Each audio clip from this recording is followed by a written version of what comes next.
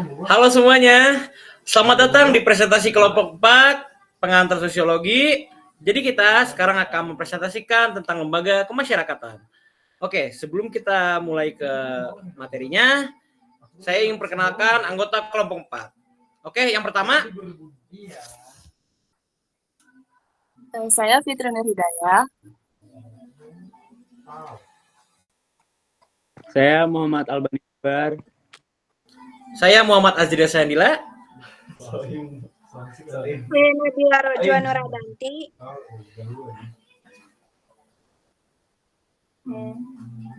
Saya Dea Salsabila Zulkarnain.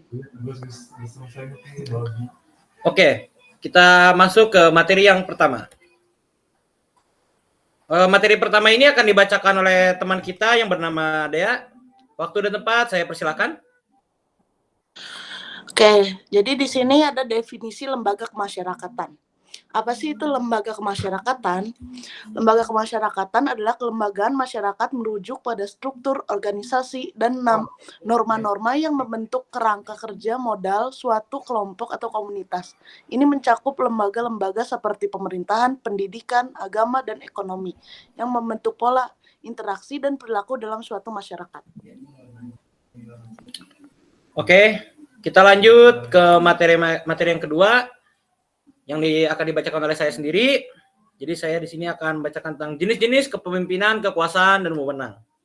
Oke, kepemimpinan itu ada otoriter, pemimpin mengambil keputusan tanpa banyak partisipasi dari anggota tim. Demokrasi, keputusan diambil melalui partisipasi kelompok, memperhatikan opini anggota tim.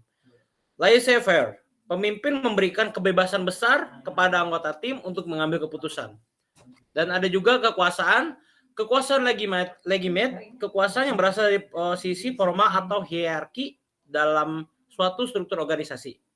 Kekuatan referent, kekuatan yang timbul dari daya tarik atau identifikasi dengan pemimpin.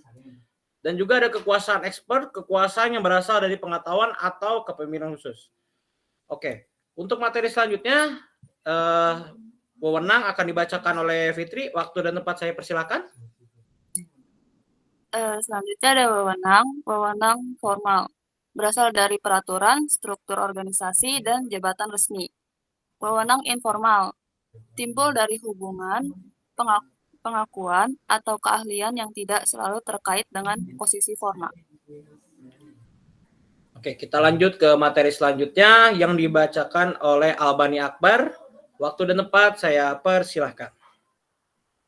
Oke, selanjutnya itu ada mengkarakteristikan dan mengilustrasikan antara kekuasaan, wewenang, dan kepemimpinan. Yang pertama itu ada kekuasaan. Kekuasaan adalah kemampuan individu atau kelompok untuk mempengaruhi perilaku, pandangan, atau keputusan orang lain. Ada dua bentuk utama kekuasaan. Yang pertama kekuasaan formal dan kekuasaan informal. Kekuasaan formal terkait dengan posisi atau jabatan dalam struktur organisasi. Sementara kekuasaan informal dapat timbul dari keterampilan interpersonal atau dukungan kolektif. Lalu selanjutnya itu ada wewenang.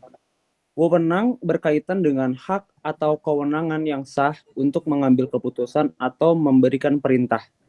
Ini seringkali terkait dengan struktur organisasi dan diamanatkan oleh posisi atau jabatan tertentu.